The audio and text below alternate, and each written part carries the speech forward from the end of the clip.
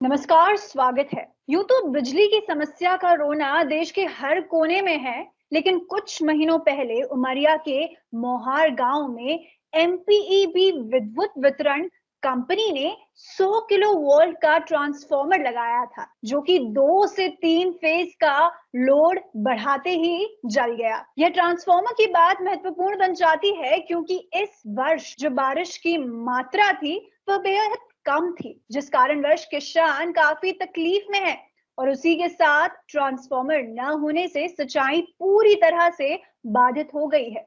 अधिक जानकारी के लिए बढ़ते हैं हमारे संवाददाता अमन की ओर। जी अमन, 2 महीने पहले की ये घटना जिसमें ट्रांसफॉर्मर केवल 2 से 3 फेज का लोड बढ़ाते ही जल जाता है, क्या कुछ वजह थी और किस प्रकार ये सब हुआ? जी, बिल्कुल। ये घटना उमरिया जिले के मानपुर जनपद के एक मोहार नामक गांव की है, जहां पर पिछले लगभग 2 महीने पहले बिजली विभाग द्वारा एक ट्रांसफार्मर लगाया गया था। जी। और 3 फेज की इसमें व्यवस्था होती है, लेकिन जनरली सामान्यतः लोग 2 फेज लगाते हैं।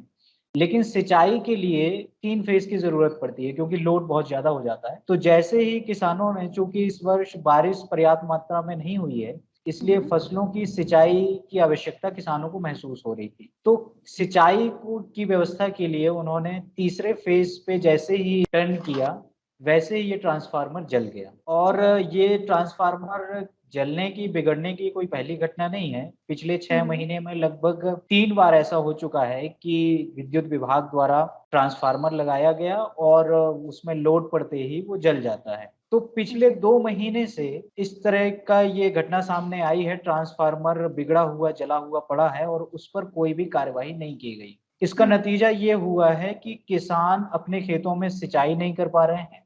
बारिश हम्म। पहले ही नहीं हुई है और हम्म। इस कारण फसलें जो हैं सूखने लगी हैं। जी। तो पूरा मामला यही है कि किसानों की जीविका पर भारी संकट मंडराने लगा है। फसलों के सूखने के कारण उनके खाने पीने की और जो भी उनकी जीविका का साधन है, ये पूरी तरह से बर्बाद होने की कगार पे आ चुका है। जी अमन, यदि हम बात करें इन विद्युत कंपनियों की जो मनमाने तरीके से ग्रामीण इलाकों में विद्युत कटौती करती जा रही हैं, साथ ही में जो सामान का प्रयोग वो करती हैं उनकी क्वालिटी जो है अक्सर अच्छी नहीं होती है।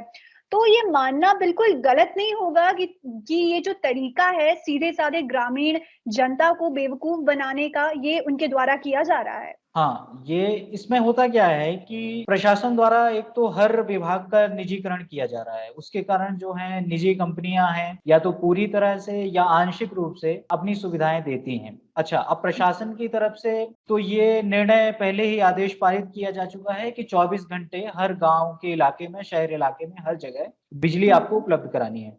लेकिन ये बिजली कंपनियां अपनी तरफ से बिजली कटौती कर देती हैं। जी। और दूसरा विषय ये है कि ये अपने इंफ्रास्ट्रक्चर में, आधारभूत ढांचे में इतना घटिया सामान इस्तेमाल करती हैं, इतनी कम क्वालिटी का सामान इस्तेमाल करते हैं कि जो भी ये उपकरण लगाते हैं वो कुछ ही समय में खराब हो जाता है या तो बिगड़ जाता है, और हम्म। उसका खामियाजा जो है आम आदमी को भुगतना पड़ता है। जैसे कि इस केस में हम देख रहे हैं कि किसान हम्म। 2 महीने से सिंचाई नहीं कर पा रहे हैं और उनकी फसलें सूख गई हैं। तो मुख्य रूप से ये तो विद्युत कंपनी का जो है गड़बड़ी है, लेकिन प्रशासन की भी ये ज्यादा लापरवाही है कि प्रशासन सही तरीके से विद्युत कंपनियों का आवंटन नहीं कर रही है और उनकी निगरानी नहीं कर रही है। इसके हम्म। कारण ये विद्युत कंपनियां अपनी मनमानियां करने पर उतर आई हैं।